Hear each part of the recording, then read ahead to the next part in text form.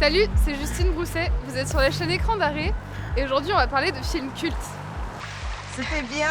Prêt. Tu as vu beaucoup de poissons? 2 serpents de mer, quelques requins, des méduses géantes. À part ça, rien de très particulier. Ce dialogue, je le connais par cœur. Dialogue répété en boucle dans Je t'aime d'Alain Resnais, film que j'ai revu en boucle pour un cours de cinéma. Ça m'a saoulée. Mais en même temps, c'était drôle. Il y en a beaucoup? Pas mal, oui. 5 années complètes. Et de là, c'est devenu mon film culte. Ça peut sembler surprenant étant donné que vous n'en avez sûrement jamais entendu parler. Et en effet, c'est un film d'auteur assez méconnu. Ça raconte l'histoire de Claude, joué par Claude Rich, On dit à Alexandrie ou en Alexandrie? qui a tenté de se suicider et qui accepte d'être utilisé comme cobaye afin de tester une machine à voyager dans le temps. La machine dysfonctionne et Claude se retrouve coincé dans ses souvenirs, voué à revivre différents moments de sa vie en boucle. Je vais mourir. Le récit est complètement déconstruit. Bonjour mon petit chat. Les moments sans importance côtoient les moments clés, sans hiérarchie. Il attend le train et rien ne se passe, puis il est chez lui à se disputer avec sa copine. Tout est si terrible. Même quand tu es près de moi, ce n'est pas moins terrible.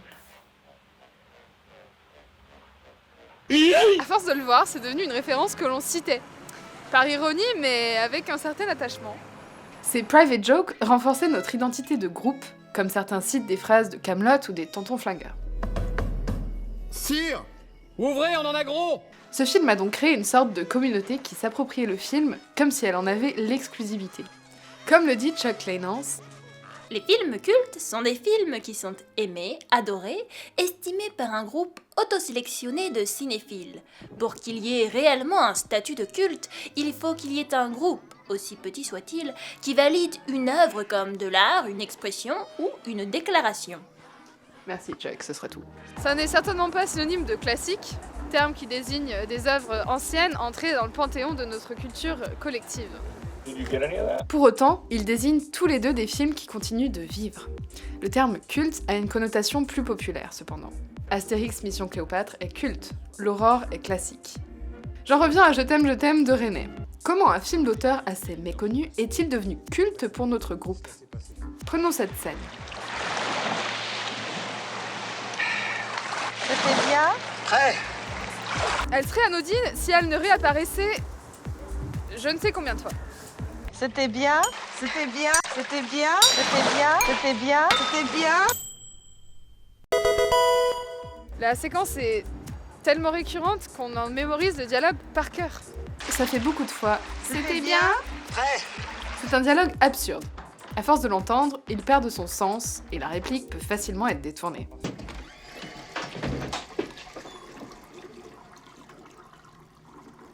C'était bien? C'est d'ailleurs le principe des mèmes où la référence est sortie de son contexte.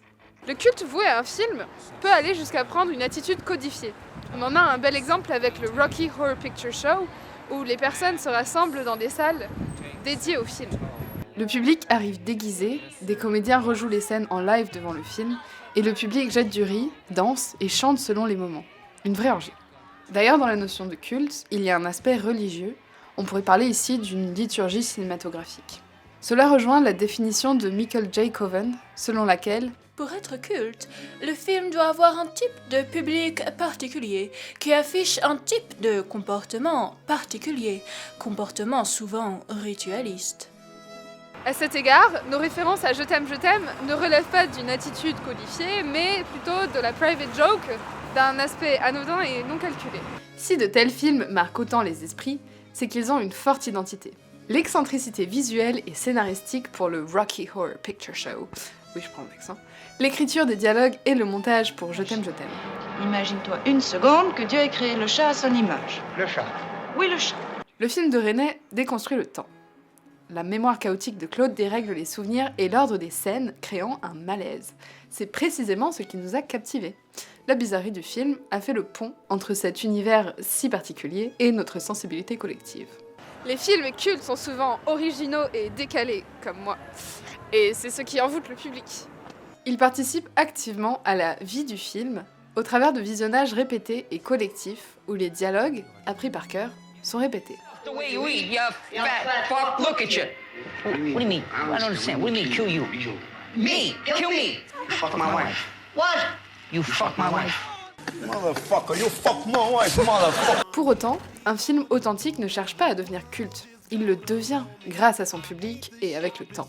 Il y a un aspect imprévisible qui échappe à une définition fixe. La notion de culte varie selon l'origine socioculturelle et la taille du groupe de spectateurs.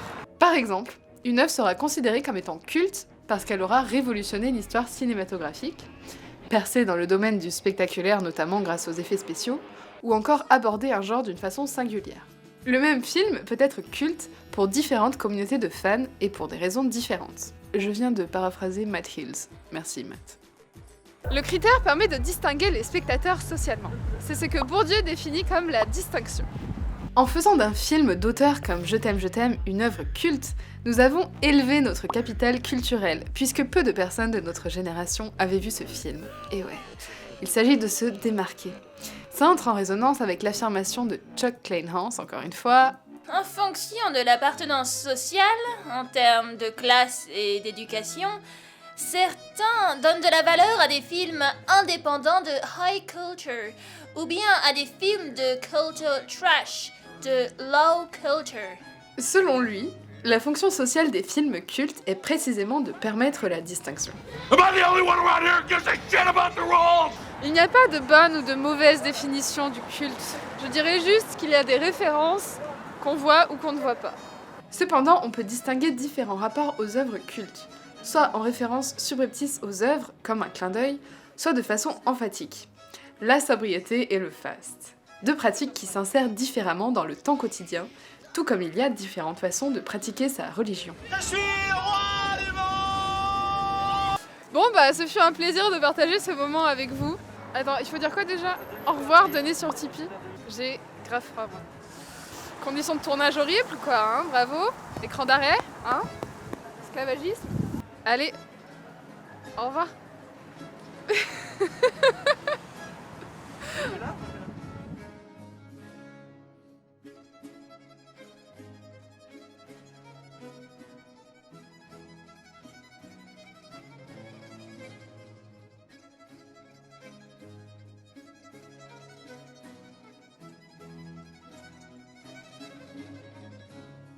Mais surtout les sonates de Corelli, elles sont de la musique douce.